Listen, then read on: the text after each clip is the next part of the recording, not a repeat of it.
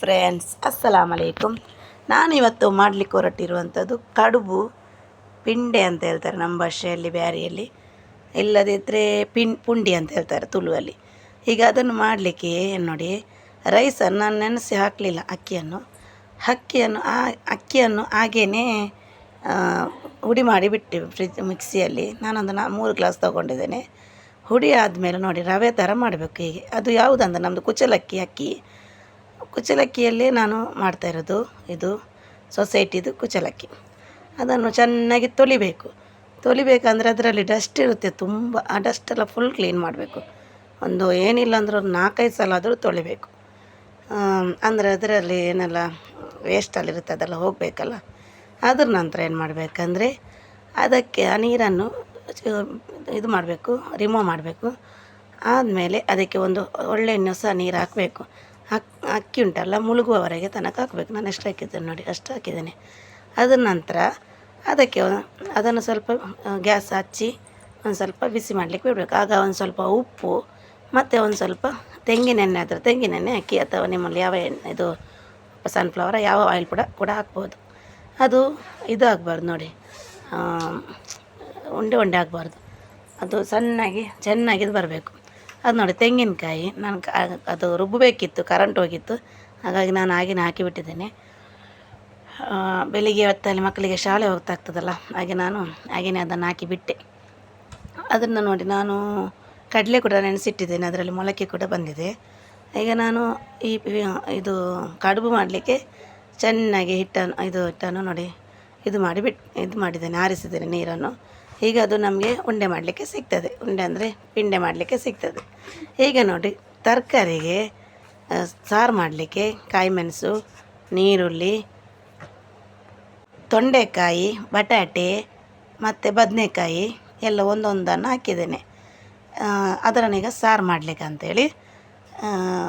ಕಡುಬಿಗೆ ಅದು ತುಂಬ ಟೇಸ್ಟ್ ಆಗ್ತದೆ ಸಾರು. ಈಗ ಅದನ್ನೆಲ್ಲ ಹಾಕಿ ಕಡಲೆ ಕೂಡ ಹಾಕ್ತೀನಿ. ಅದೇ ಕುಕ್ಕರಿಗೆ ಮೊಳಕೆ ಬರಿಸಿದಂಥ ಕಡಲೆ ಅದನ್ನು ತೊಳೆದು ಎಲ್ಲ ಇಟ್ಟಿದ್ದೇನೆ. ಅದಕ್ಕೆ ಒಂದು ಸ್ವಲ್ಪ ನೀರು ಕೂಡ ಹಾಕಿದ್ದೇನೆ. ಆದಮೇಲೆ ಗ್ಯಾಸ್ ಹಚ್ಚಿ ಅದಕ್ಕೆ ಸ್ವಲ್ಪ ಉಪ್ಪು ಹಳದಿ ಹುಡಿ ಕೂಡ ಹಾಕಿದ್ದೇನೆ. ಅದಾದಮೇಲೆ ಗ್ಯಾಸನ್ನು ಮುಚ್ಚಿ ಕುಕ್ಕರ್ ಮುಚ್ಚಿ ವಿಸಿಲನ್ನು ಇಟ್ಟರಾಯ್ತು. ಇಲ್ಲಿ ನೋಡಿ ಹಿಟ್ಟು ನಂದು ಹೀಗೆ ಬಂದಿದೆ. ಈ ಹಿಟ್ಟನ್ನು ಕಡುಬನ್ನು ರೆಡಿ ಮಾಡೋದು ಹೇಗೆ ಅಂದರೆ, ಈಗ ನೋಡಿ ಅದು ನಂದೊಂದು ಕರೆಂಟ್ ಇಲ್ಲದೆ ನಂದು ತೆಂಗಿನಕಾಯಿ ಸ್ವಲ್ಪ ಹಾಗೆ ಆಗಿದೆ.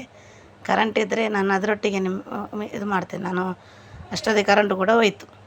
ಅದರ ನಂತರ ನೋಡಿ ಸ್ವಲ್ಪ ಆಯಿಲ್ ಕೂಡ ಹಾಕಿ, ಅಂದರೆ ಕೈಗೆ ಅದು ಅಂಟಬಾರ್ದಲ್ಲ, ಸ್ವಲ್ಪ ಇದು ರೌಂಡ್ ಮಾಡಲಿಕ್ಕೆ ಸ್ವಲ್ಪ ಈಸಿ ಆಗ್ತದೆ.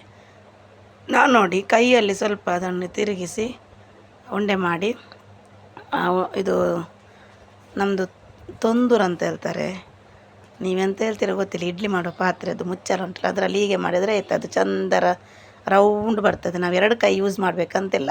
ಒಂದು ಕೈಯಲ್ಲಿ ಇದು ಮಾಡಿ ಮತ್ತು ಈ ಪಾತ್ರದ ಮುಚ್ಚಳದಲ್ಲಿ ಹೀಗೆ ಹಾಕಿ ಇದು ಮಾಡಿದರೆ ಆಯ್ತು. ಅದು ಚೆನ್ನಾಗಿ ಉಂಡೆ ರೌಂಡಾಗಿ ಬರ್ತದೆ. ಇದೊಂದು ಟೆಕ್ನಿಕ್ ನನ್ನದು. ಹೀಗೆ ಮಾಡಿದರೆ ಆಯಿತು. ನೋಡಿ ಉಂಡೆ ರೌಂಡಾಗಿ ಬಂತ. ಅದರ ನಂತರ ನೋಡಿ ಎಲ್ಲ ಉಂಡೆ ಮಾಡಿ ಆಗಿದೆ, ಅಂದರೆ ಕಡುಬು ಮಾಡಿ ಆಗಿದೆ. ಮುಚ್ಚಳ ಮುಚ್ಚಿ ಅದರ ಒಳಗಡೆ ನೀರಿಡ್ಲಿಕ್ಕೆ ಉಂಟು, ನಿಮಗೆ ಗೊತ್ತಿರ್ಬೋದು. ಅದೆಲ್ಲ ಮುಂಚಿನ ಕಾಲದಿಂದಲೂ ಯೂಸ್ ಮಾಡಿದ್ದಲ್ಲ. ಈಗ ನೋಡಿ ನಾನೀಗ ಸಾರಿಗೆ ಬಡಸೊಪ್ಪು ಮತ್ತು ಸ್ವಲ್ಪ ಮೆಣಸು, ಕೊತ್ತಂಬರಿ, ಹಳದಿ ಹುಡಿ ಹಾಕಿ ಮತ್ತು ಸ್ವಲ್ಪ ಕೆತ್ತೆ ಕೂಡ ಹಾಕಿದ್ದೇನೆ ಟೇಸ್ಟಿಗೆ. ಅದಂತೂ ಸಲ ಫ್ಲೇವರ್ ಚೆನ್ನಾಗಿ ಬರ್ತದೆ. ಈಗ ಅದನ್ನು ಚೆನ್ನಾಗಿ ಹುರಿಬೇಕು. ಹುರಿದು ಒಂದು ಸ್ವಲ್ಪ ಆಯಿಲ್ ಕೂಡ ಹಾಕಿ ಚೆನ್ನಾಗಿ ಫ್ರೈ ಆಗಬೇಕು. ಆ ಫ್ರೈ ಆಗುವ ತನಕ ನಾವು ಅದನ್ನು ಫ್ರೈ ಮಾಡ್ತಾ ಇರಬೇಕು. ಇನ್ನೊಂದು ವಿಷಯ ಏನಂದರೆ, ಮೆಣಸನ್ನು ಕರಿಸಬೇಡಿ. ಕರಿಸಿದರೆ ಅದು ಬೇರೆಯೇ ಟೇಸ್ಟ್ ಬರುತ್ತೆ, ಅಂದರೆ ಕಹಿ ಥರ ಬರುತ್ತೆ. ನಂತರ ನೋಡಿ ಮಿಕ್ಸಿಯಲ್ಲಿ ಹಾಕಿದ್ದೇನೆ. ಈಸಿ ಸಾರು ಇದು ಮಾಡಲಿಕ್ಕೆ, ನಮ್ಮದು ನಿಮಗೆ ಗೊತ್ತಿರ್ಬೋದು. ನಂತರ ನೋಡಿ ಅದಕ್ಕೆ ತೆಂಗಿನಕಾಯಿ ಕೂಡ ಇದರಲ್ಲಿ ತುರಿದು ತಗೊಂಡಿದ್ದೇನೆ ನೋಡಿ. ಅದಕ್ಕೆ ಕೂಡ ತೆಂಗಿನಕಾಯಿಯನ್ನು ಕೂಡ ಚೆನ್ನಾಗಿ ಹುರಿಬೇಕು. ನೋಡಿ ಅದು ಯಾವ ಥರ ಹುರಿಬೇಕಂತ ತೋರಿಸ್ತೇನೆ. ಮತ್ತು ಇನ್ನೊಂದು ಏನಂದರೆ ವಿಶೇಷ, ಅಡುಗೆಯಲ್ಲಿ ನಾವು ಅಡುಗೆ ಮಾಡಿಕೊಡುವುದಕ್ಕಿಂತ ನಾವು ನಮ್ಮ ಮನಸ್ಸಾರೆ ಮಾಡಿಕೊಡಬೇಕು. ಅಂದರೆ ನಮಗೆ ಇಷ್ಟ ಬಂದು ಮಾಡಿದರೆ ಅದು ಯಾವ ಅಡುಗೆ ಹೇಗೆ ಮಾಡಿದರೂ ಟೇಸ್ಟ್ ಬರುತ್ತೆ. ಹೀಗೆ ನೋಡಿ ಚೆನ್ನಾಗಿ ರುಬ್ಬಿ ಆದಮೇಲೆ ಇದು ಫ್ರೈ ಮಾಡಿದ್ಮೇಲೆ ಮಿಕ್ಸಿಗೆ ಹಾಕಿ ಒಟ್ಟಿಗೆ ಮಸಾಲೆಯನ್ನು ರುಬ್ಬಬೇಕು. ಬೇಕಾದರೆ ನಿಮಗೆ ಜೀರಗ ಕೂಡ ಹಾಕ್ಬೋದು.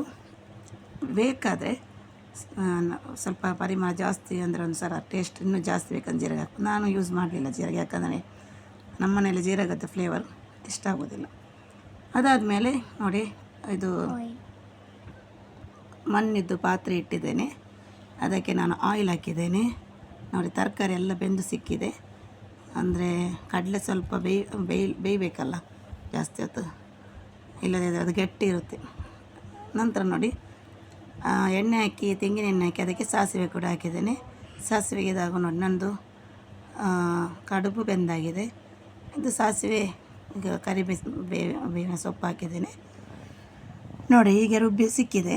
ಈ ರುಬ್ಬಿದ್ದನ್ನು ನಾನು ಅದಕ್ಕೆ ಹಾಕಿದ್ದೇನೆ, ಮಣ್ಣಿದು ಪಾತ್ರೆಗೆ ಒಗ್ಗರಣೆ ಕೊಟ್ಟೋದಕ್ಕೆ.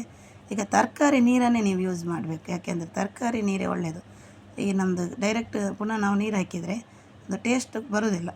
ಯಾವಾಗಲೂ ತರಕಾರಿಗೆ ಸ್ವಲ್ಪ ನೀರು ಜಾಸ್ತಿ ಇಡಿ, ಯಾಕೆಂದರೆ ತುಂಬ ಒಳ್ಳೆಯದು ತರಕಾರಿದು ನೀರು. ನಾವು ಎಷ್ಟು ಯೂಸ್ ಮಾಡಿದರೂ ನಮ್ಮ ದೇಹಕ್ಕೆ ಅದು ಒಳ್ಳೆಯದೇ.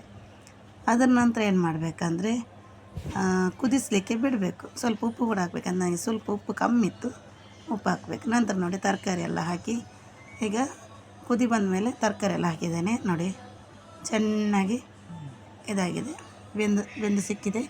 ಈಗ ಎಂತ ಮಾಡಬೇಕಂದ್ರೆ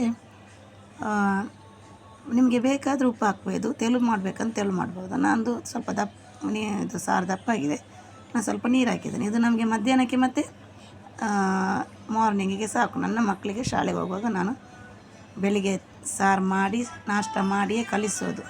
ಇಲ್ಲಾಂದರೆ ಅದು ಮಕ್ಕಳಿಗೆ ನಾವು ರಾತ್ರಿದೆಲ್ಲ ಕೊಟ್ಟರೆ ಶಾಲೆಗೆ ಟಿಫಿನ್ಗೆ ಕೊಂಡೋಗುವಾಗ ಅದು ಹಾಲಾಗಿ ಹೋಗ್ತದೆ. ಈಗ ನೋಡಿ ಬಿಸಿ ಇದು ಸರಿ ಫ್ರೈ ಆಗಿದೆ,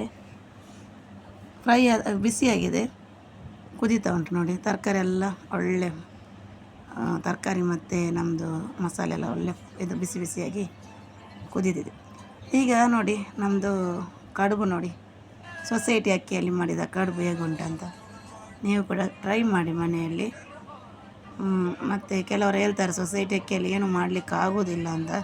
ನಾನು ಎಲ್ಲ ಐಟಮನ್ನು ಕೂಡ ಮಾಡಿ ಕೊಟ್ಟಿದ್ದೇನೆ. ಹೀಗೇ ಮಾಡಿ ಸಬ್ಸ್ಕ್ರೈಬ್ ಮಾಡಿ, ಲೈಕ್ ಮಾಡಿ, ಶೇರ್ ಮಾಡಿ ಫ್ರೆಂಡ್ಸ್. ನನ್ನ ಮುಂದಿನ ವೀಡಿಯೋಕ್ಕೆ ಸಪೋರ್ಟ್ ಮಾಡಿ. ಅಯ್ಯ